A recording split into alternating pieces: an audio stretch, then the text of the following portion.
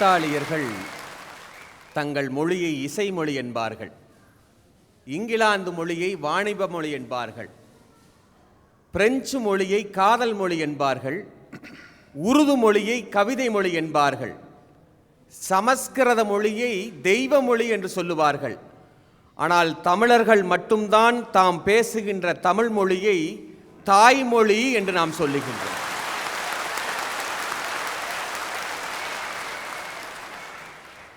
தமிழ் மொழி என்பது நமக்கு மட்டும் தாய்மொழி அல்ல நடுவர் அவர்களே, நமக்கு மட்டும் தாய்மொழி அல்ல, மொழிகளுக்கெல்லாம் தாயானவள் நம்மளுடைய தமிழ் மொழி.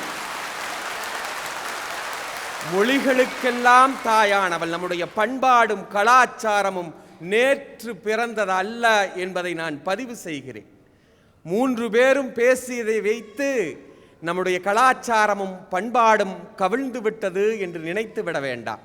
இல்லை, என்ன ஒரு வைத்தறிச்சல்னு நான் கேட்குறேன். பாசியை கோக்குறாங்களா, முத்த கோக்குறாங்களா, பூவை கோக்குறாங்களா, ஒரு ஜாக்கெட்டுக்கு 5000 விலையில் கட்டுறாங்களா? உண்மைதான், பாசியை கோக்குறாங்க, முத்த கோக்குறாங்க, பூவை கோக்குறாங்க, ஏன் முந்தானியும் கூட கோத்துக்கிறாங்க. ஆனால் இந்த கூட்டத்தை பார்த்து கேட்கிறேன், தமிழர் திருமணத்தில் சுடிதாரிலே தாலி கட்டியதை வரலாறு இருக்கிறதா? இன்னும் பட்டுப்புடவிலே கூறப்புடவிலே தான் திருமணம் நடந்து கொண்டிருக்கிறது.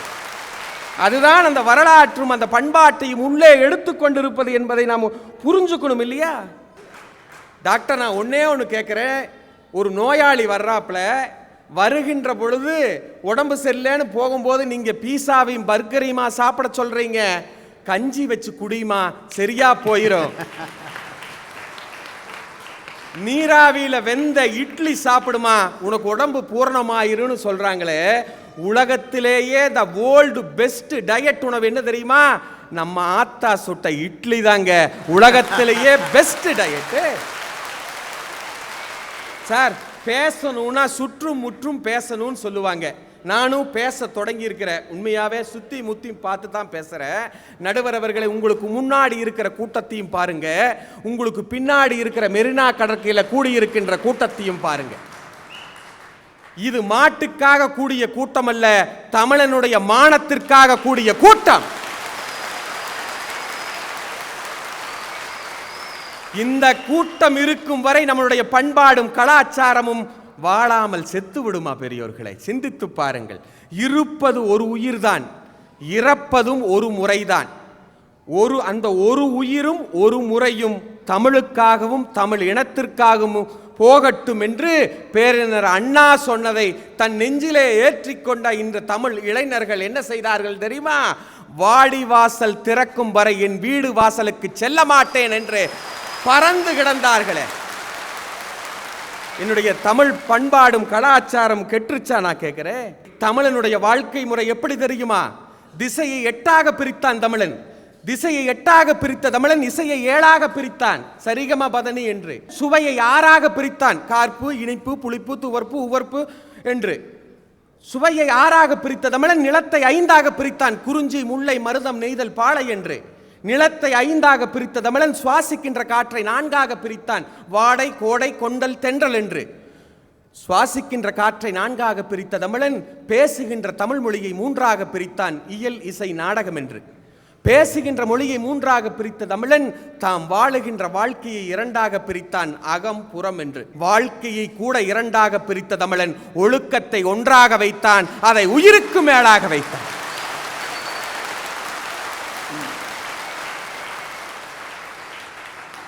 சார், தமிழனுடைய பண்பாடு அரை மணி நேரத்தில் பேசுவதல்ல, பேசி முடிக்கப்பட வேண்டியது அல்ல.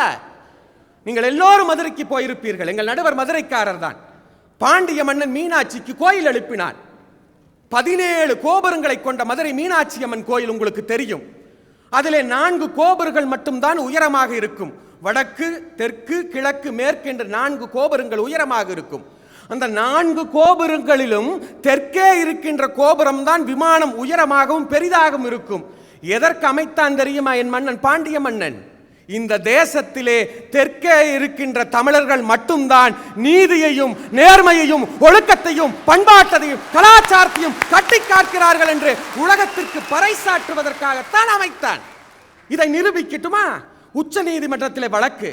ஆந்திராவிலே ஒரு மந்திரியே போய் சேவல் சண்டையை நடத்தி தொடங்கி வைக்கிறார். உச்சநீதிமன்றம் தீர்ப்பை கர்நாடக அரசு மதிக்கவில்லை. கேரளாவிலே நான் மீண்டும் அணையை கட்டுவேன் என்று சொல்லுகிறது. பிச்சாத்து ஜல்லிக்கட்டு எங்களால நடத்த முடியாதா? இருந்தாலும் என் தமிழன் நீதிக்காக தலை வணங்குகிறான். இதுதான் தமிழனுடைய பண்பாடு, கலாச்சாரம்.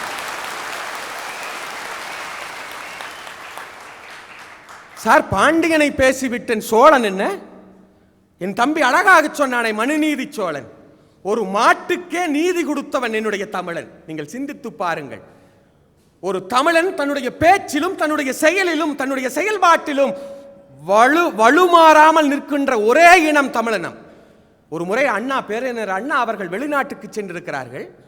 வெளிநாட்டில் இருக்கின்ற மிகப்பெரிய செல்வந்தன் அண்ணாவை அழைத்து சமையலறைக்குள் அழைத்து சென்று விட்டு அந்த ரேக்கை திறந்து காமிக்கிறாப்புல 400-500 வெள்ளித்தட்டுகளும் தங்கத்தட்டுகளும் வரிசையாக அடுக்கி வைத்திருக்கிறது.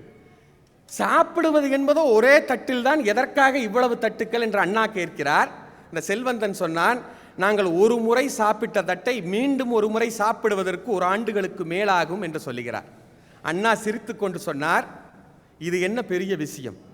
எங்கள் நாட்டிலே ஒரு ஏழை விவசாயி கூட ஒரு முறை சாப்பிட்ட தட்டை அந்த வாழ்நாளிலே மறுமுறை சாப்பிட மாட்டார் என்று சொன்னார் அண்ணா.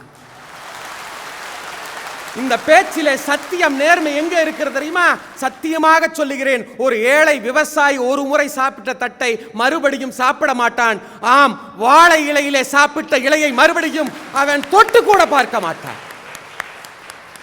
இது நேர்மை. நான் கேட்கிறேன், இவ்வளவு நூற்றாண்டுகள் ஆகிவிட்டது, பண்பாடும் கலாச்சாரமும் வீழ்ந்து விட்டதா? நாகரிகம் மாறி இருக்கிறது. 5 star hotel, 7 star hotel, 3 star hotel, வெள்ளித்தட்டிலே பரிமாறுகிறார்கள், தங்கத்தட்டிலே பரிமாறுகிறார்கள். நான் நெஞ்சில் மேல் கைவிட்டு சொல்கிறேன், தங்கத்தட்டின் மேலே போர்த்தி இருப்பது வாழை இலைதான் என்பதை நீங்கள் மறந்துவிடக்கூடாது. தமிழனுக்கு மட்டுமா கலாச்சாரமும் பண்பாடும் இருக்கிறது? தமிழுக்கு கூட கலாச்சாரமும் பண்பாடும் இருக்கிறது. தமிழ் எப்பொழுதுமே வாழ்த்துமே தவிர வசைபாடாது. என் மொழி மற்றவர்களை வாழ்த்துமே தவிர வசைபாடாது. ஒரு முறை சுதந்திர போராட்டத்திற்கு காந்திஜி குஜராத்திலிருந்து சென்னை மெரினா கடற்கரையிலே பேருரை ஆற்றுகிறார். எந்த ஆங்கில ஏகாபத்தியத்தை எதிர்த்து பேசிக்கொண்டிருக்கிறாரோ அவர்களுடைய மொழி ஆங்கில மொழியிலேயே காந்திஜி பேசுகிறார். இதை பார்த்த தமிழ் கவிஞன், பெருங்கவிஞன் மகாகவி பாரதி காந்திக்கு கடிதம் எழுதுகிறார்.